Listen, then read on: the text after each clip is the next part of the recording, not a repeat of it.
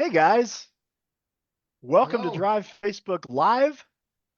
For this week, we have a few really great guests. I want to first introduce Dan Vasquez. He's my co-host for the show this month. Say hi, Dan. Hi, everyone. And our guests on the show today are Jody and Nikki Downs of Heaven Sent Automotive, um, and also their consultant from Drive, Bill Escalillo. So, hey, buddy, did I get your last name right, Bill? You did, as a matter of fact. I know you've been working hard at it, so you did a great job. I've been drilling. We've talked about this on more than one occasion. I've been drilling. So absolutely good to see you guys. Jody and Nikki, what I'd like to have you guys do first is just introduce yourselves, talk about your shop, where it is, and just a little introduction. Fire away. All right. My name is Jody Downs. Started this company 17 years ago. Been in the business a long, long time, worked up through the ranks. Um, just providing, good, honest, quality care to automobiles and trying to build relationship with the customers and the community. Um, it's not always about selling work. It's about building relationships. It's not just fixing the cars. You really want to get involved with your community and the people that you surround, your neighbors. So that was my ultimate goal, is to just, be straight up, good, honest work. And it's panned out, not off. So, go ahead. Yes, like Jody said, he started the business in 2008. Um, and he was actually working out of his garage, is how it started. So, yes. And this was after he had worked for a number of companies. And as he was talking with his customers, you know, they talked about, why don't you open another shop of your own or a shop of your own? So herein lies the plan. So 4 years later, we moved to this location, which actually was just right down the street from his house. So we've been here at this location since 2013. So, and he's, it was first the one man shop with just Jody, and then, 2 bay to a 6 bay. yes. And so he had one tech, no receptionist. He had all the hats on, service writer, tech, and dealing with the customers. But now we have 6 bays. One of them five of them with post lifts, one with the alignment machine, and then we have a scissor lift in the 6 bay. Yeah. Great. No, yeah, come a long way, because yes, we have good qualified people now. Uh, you know, 3 good people in the front, 4 good people in the backs, and then I just kind of oversee now. So yeah, it has come a long way in just a That's short amount of time, if you think that's a about it. beautiful thing. So I have one question. So before you started your own business, which I always just respect people who in America go, let me do my own thing. I love that. Before you did that, was your experience with independent shops, or were you mainly working out of dealerships? Um, well, about 50-50. Growing, I was a mechanic for many years, and then I got into management and managed other companies, dealerships, Lexus, Toyota, and then kind of had 5 young girls, and kind of wanted out of the corporate world. I said I needed a little bit more flexible schedule to spend a little bit more time with them. So I thought it was time for me to stay closer to home, and be a little bit more flexible. So I thought hard about it, and the direction I took was to, yes, go into business for myself, and very pleased. And I know my kids are very pleased because I was more Yeah, available for them. that's wonderful. So Dan, you got any questions for him? Well, yeah, similar scenario as me. I did the business for all the same reasons. I wanted to be closer to my kids and, have some freedom. And it took me a while to get there. And it sounds like you guys have had great success getting there. So I'm happy for you guys. Congratulations, first of all. And so I was just curious, now that you're with Drive, It sounds like you came into the program, with pretty successful. So what led you to reach out to Drive and actually start doing stuff with us? Biggest thing is you don't know everything. So you learn every day, and I always checks and balances when I say that.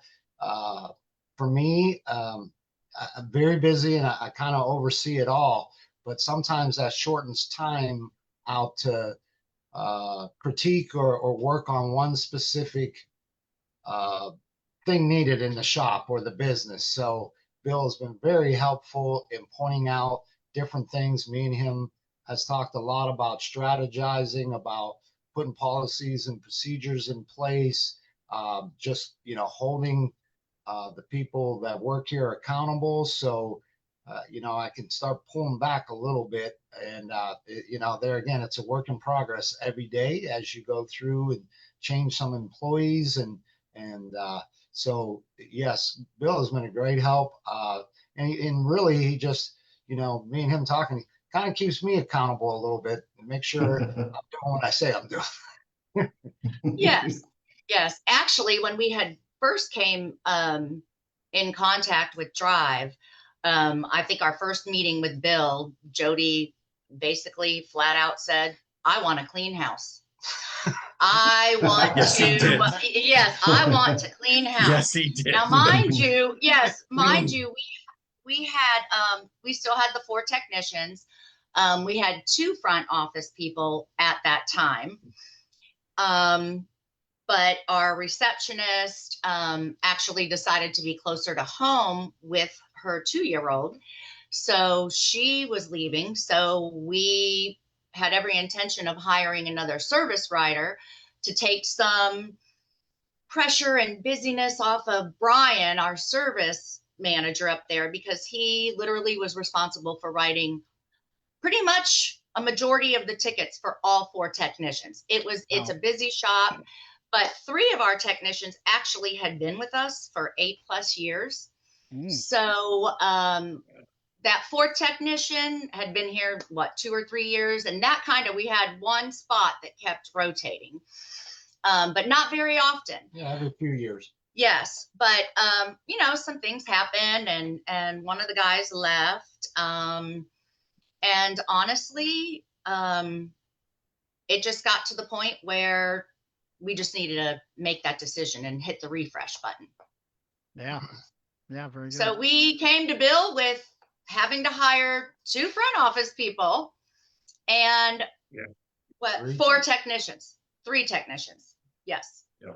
So, but Yeah, they've been here now. It was a little bit of a revolving door there for a few months. But now we have 2 techs that have been here for almost 9 months. Yeah, it's going on almost a year. Our third technician has been here maybe around 7-8 months. And our receptionist service writer, she's training to be a service writer, and that was always the intention. She actually has been with us, but she hired on the same day as our last tech. So yes, about 8 months. And we have another service writer who had a world of experience in service writing and with our TechMetric system. And so she has been a great help. And yes, so we're full, except we need one more tech at this point. We're down to 3. Thursday. Yes. So actually, Joe, we've been interviewing and doing all that. So yeah. So our new guy starts next Thursday. Oh, so you do have somebody coming on. Yep. Great. And that'll get you to 4. That'll give me the. So the 4. sweet spot's 4 technicians, and you want to have 2 service. I wasn't quite sure, 2 or 3 service advisors. 2, 4 technicians and 2 full-time service writers, and then Brian, the manager, to be over them too. Awesome. Yep. And so that means when you get to that point, and I'm going to ask Bill this question, then you've pretty much got them into essentially stage 4. Isn't that correct? How do you feel about? Yes. Yeah. I mean, how do you feel about any details with the shop where they're going to be essentially in a stage 4 position, right? Yes, and at this point, Jody and Nikki, if they needed to, they can actually, for lack of a better term, they can just about come and go as they please. Jody's old school, so he's always going to show up at work. It's going to be rare for him not to show up. But no, I mean, if they chose to, he definitely could. You know, kind of like what he was joking about before the show. You know, he's ready to go fishing because Jody's ready to go fishing. You know, but yeah, it was interesting too because when I first met them, like they were talking about, Jody has a very clear vision of how he wanted the shop to look, and so does Nikki. And exactly like what they said, when they first met me, like, hey, by the way, we're getting rid of our service writer. They're not working. We need a new service writer. This isn't working. We're ready to clean house. And I'm like, okay, because I'm like, all right, this will be okay. Nobody to work there. That'll work out good. But Jody and Nikki, they're a little further along the line with stuff. We don't really have to go over basics with them. And kind of like what you were just saying a second ago, Tony, they're really pretty much stage 4 at this point. And if they ever so chose to, they could definitely become MSO, which is multi-shop owner, of course. And they could easily do that because they know exactly what they want to see and how it should look. And when that happens, aside from having to write that down, you're ready to go. You can duplicate that into a different shop, which is really the toughest thing to do if you ever choose to go on that road. Because if you don't know what to look for and you don't know what you're looking at, it's tough to be able to do that, or even to get a shop close to their level. Jody's very clear on the pricing strategies that he wants to do. He's very adamant about wanting to correctly price. He's never going to overprice. He's never going to underprice. He's always going to correct price, and he knows how to do that very well. So, he has a very clear vision. And when he came to us, he was just ready to execute that. And the three of us, Nikki, Jody, and myself, we go over different ways of going about different things. Especially once he did end up clearing off the service desk, we chose to, the three of us were talking. They chose to hire Amanda at first, get her up to speed. Then Cassie came along, which is their second advisor, to help Brian out. So we kind of did things in layers to make sure each piece was correctly fitting. Very cool. So I had a Yeah. question for you, Jody. So pricing has always been one of those things that can get under any business owner's skin. Like it could be very challenging. And so what's your philosophy about your pricing? Like, and where were you at before you came on Drive? And then how did any of that philosophy change once you started Um, working with Bill and working with Drive? I always wanted to give fair service and fair pricing. So I kind of shop my area to see where we are as a whole in our area. There again, I guess you don't want to be the bottom man. You don't want to be the top man. You want to give a good service at a good price. So I continuously work with vendors to make sure that we are priced right. Meaning, yes, we need a profit, but we don't have to kill anybody or whatever. And I want them to feel comfortable, and I'm always so comfortable if they take my repair orders or my recommendations and shop them, because most of the time I will be on average 20% or more lower than my nearest competitors or in my area. So there again, nobody can say, hey, he's high price or he's ripping me off or anything like that. I feel good and confident. I can go home and sleep every night that I gave him, like I say, a really good service, back it with a 3-year warranty at a great price. So Yeah. that's definitely my goal, and that'll fluctuate. And there again, that's controllable.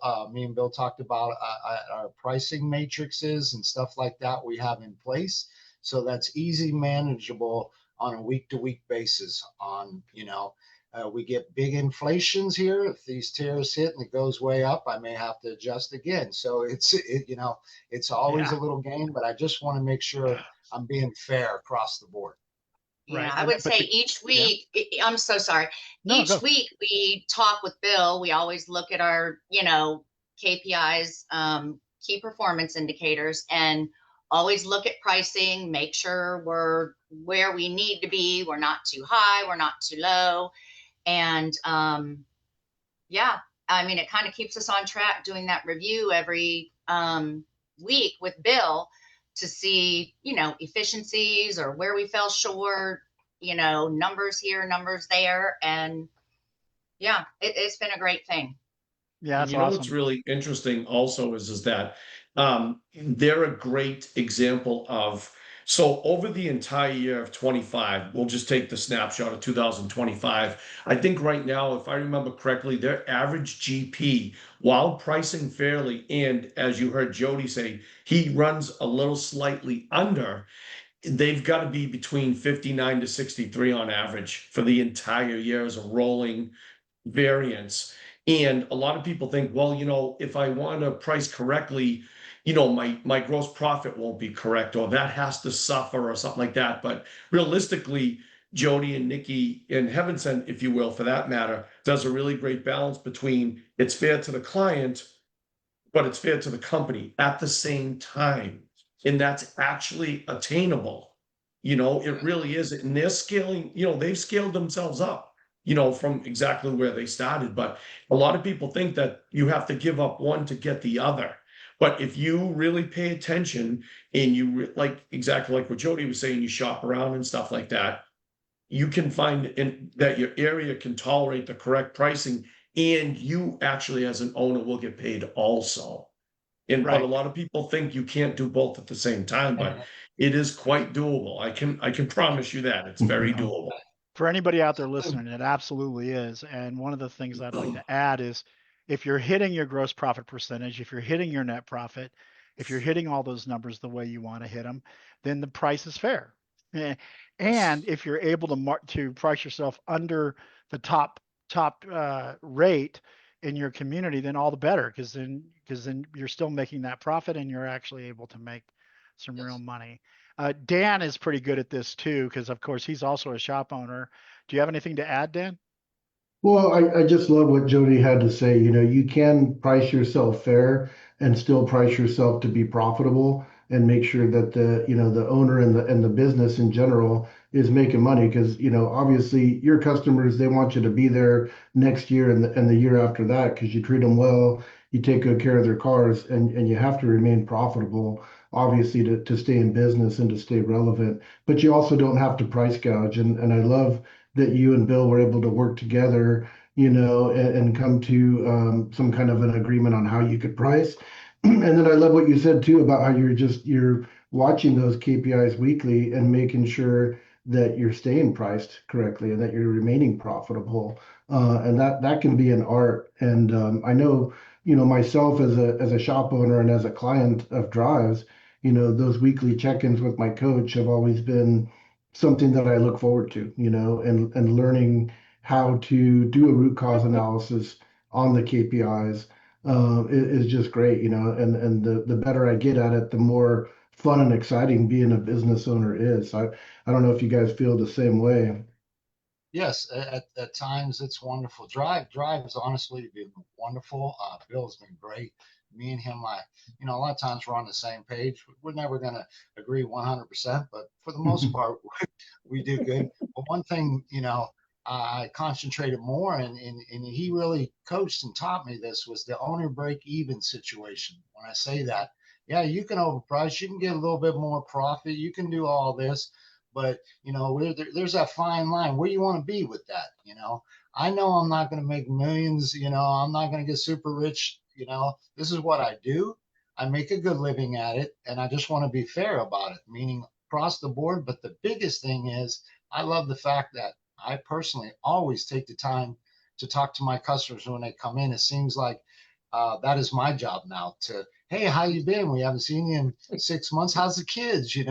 Because them relationships are important. I love when I look back and I see a large majority of our customers have been with me 12 plus years. That's Some amazing. of them up to 20. I mean, when they were coming up in your garage, I mean, customers will walk in, oh, I've known Jody since, we worked out of his garage. So Yeah. and we are very blessed to have the customer base that we do.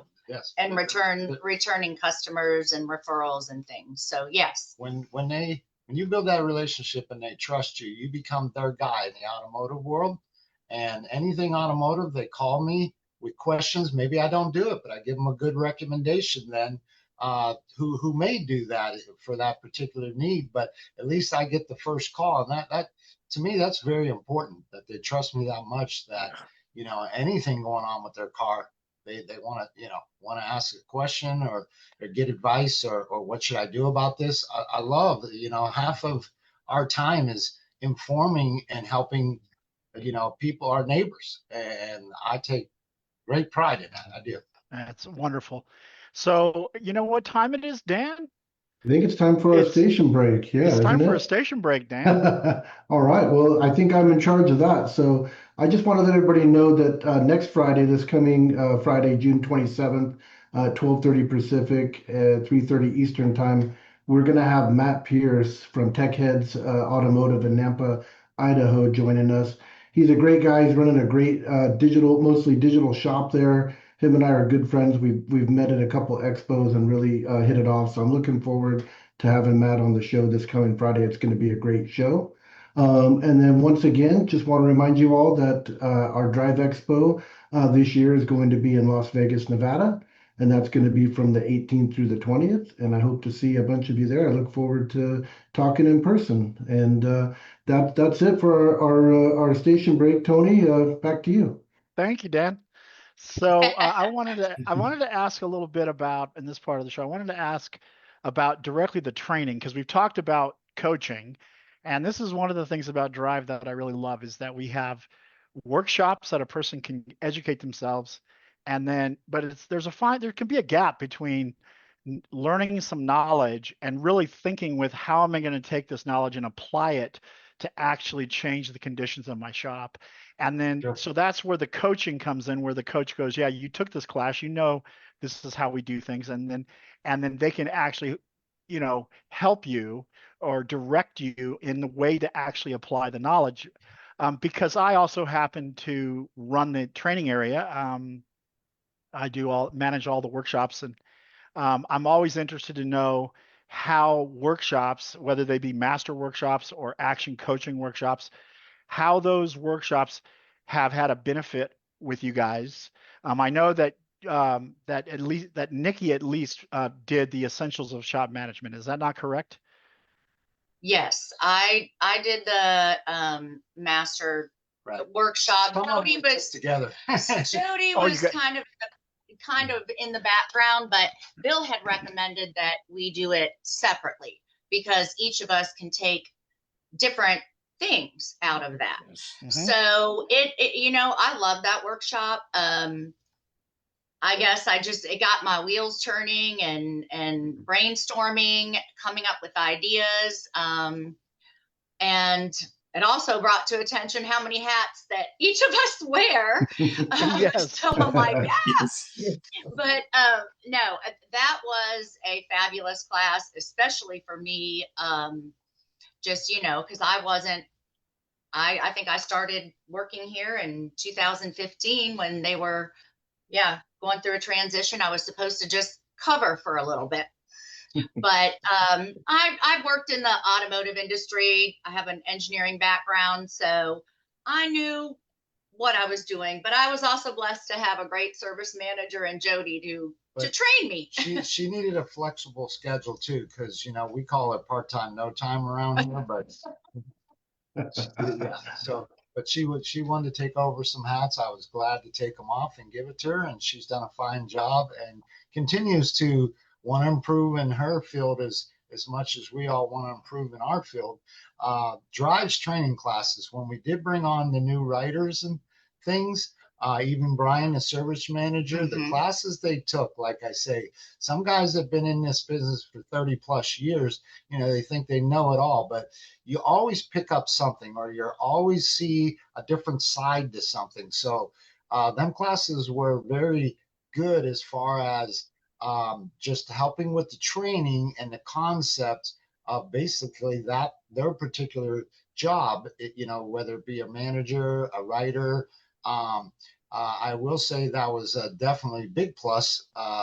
It helped take a little off of us to have, a coach in the background helping us basically train them. So that was a real plus from driving. I will That's say that. wonderful. I know to hear. Amanda herself took a lot of the courses as far as Gotcha. basics from answering the phone to, booking appointments to selling, making tickets profitable. She took a slew, and I know Brian has taken a few. Jody and Brian and myself have taken some One of of the best things that we talked about when the three of us were talking about bringing on Amanda, they had said, "Hey, we have this person." I said, "Well, the best part about it is we can almost divide and conquer because we can ask her what she knows and she doesn't know, and then the three of us would talk and kind of like exactly what Nikki was just saying. We figured out the classes that we wanted her to be in what order we wanted her to take them in." So then that way, while they're training her hands-on, we had her going in the class on our side, on the drive side of things. And poor Amanda was probably getting hammered from all sides eventually at one point. She was. But She was. she had a lot She's of very. access. Yes, I know. She was. She still has notebooks of notes and things that she had typed up, procedures, how to do this. So she's been. But yeah, she took advantage of a lot of those. Wonderful. Very wonderful. So it was a nice way to divide and conquer. And it really, I feel like when you're an owner and Dan and Nikki and Jody, you guys can attest to that. Guys already know that in a normal day, there's barely a second to give up that you may have that's called free, and it's never really free. So never mind to spend time trying to train somebody can be one of the biggest challenges of getting a new employee up to speed when you're an owner because you're getting pulled in a million different directions. So then when Drive helps supplement that into your normal day, that can really be advantageous. Yeah. And it is a challenge. Any thoughts about how you guys manage that? Like, do you give them, like, do they have a set time that they go and do action workshops, or is that how that Yes, works? yes. So out the work day, let's say they're going to take 11 a.m. to 12, p.m. class. Yes, we, put them in a private room. They get all set and they devote it. And like I say, they've been very good. Amanda, she was very good. Any of the pre-worksheets and everything and all of her notes, she made this big old binder. She was just taking it all in. And then, that what was good about it is, let's say we were busy and she's looking around to somebody help her because she has somebody on the phone. I seen her several times flip through the book to that particular area to say, hey, this is how I was taught, or at least this is how to do it. Yeah. I love it. I love that. But So yeah, we great. would always just block that time off for her or for Brian. If Brian and Jody, obviously, I would cover up front, or vice versa. So, but you brought up the point. It's very difficult. Training is so important, and as shop owners that wear a lot of hats, it's very difficult to, you can say you're setting aside this hour, but then something else comes up that really needs to be taken care of. So it is very difficult to dedicate that time and stick to it, to one-on-one training. So Drive definitely helped with that. Yeah. Oh, that's great. Yeah, one of the things we like to talk about at Drive, sometimes our clients don't want to invest the time that it costs to train their employees because they just feel like they don't have the wherewithal. And we always say, well, what would you, because they're afraid the person might get the training and then leave, right? Mm-hmm. So you go, well, if I invest all this time and energy into training them and then they leave, that's not going to be good. And then of course, my response to my clients would say that would always be, well, would you rather train them and have them leave, or would you rather not train them and they don't know how to do anything and they don't leave? They don't do anything. Yeah. It's a very good point. Hopefully you can come to a good, agreement and arrangement that they want to Oh, stay. well, yeah, they want to stay. They know Mhm. want to that stay. happens in our world. That happens in every business world. Every owner. So that's a choice you're going to take. But I think if you find somebody you think that'll fit the mold, personality wise, they got to get along with your other 7, 8 employees. Then if you feel that they are trainable, teachable, and they will fit at the end of the day, then yeah, you should have no other option but to pour yourself into that person. I agree. And the training itself is also an attraction. So if you Yes. want to keep people and they know you have a great training program, they're going to want to hang around. Hey guys, you're not going to believe this, but we have actually gotten to the end of the show. This half All right. hour goes so quickly. You guys have been such a pleasure. It has been great to hear from you guys. Thank you, Bill, for being here. Dan, it's always a pleasure. But you guys are Thank you very much. wonderful. Now I just want to figure out a way to get back to Franklin for a minute, see your shop. Sure. Come Um, on over. but it's such You a got to bring a wonderful. fishing pole if you're going to go see Jody. You got to bring a fishing pole. Yes, and head over to the lake. That's Exactly. right. But yes, I'm a back the boat up. Yeah, just jump yes. aboard. How long has it been Yep. since you've been? 2001 was when I was there last. So it's Okay, been that's when I 25, moved almost here. 25 years. Yeah. And Okay. we had a stocked fishing pond right on our front yard so that everybody in Oh, that wow, community would that's go fishing. fabulous. Oh, But wow. anyway, I can't wait to come see your shop and revisit Nashville because I loved it there when I was there. Anyway, It's okay, changed. so yeah, so that's the show, folks. Thank you for coming in and for the Drive Facebook Live for this week.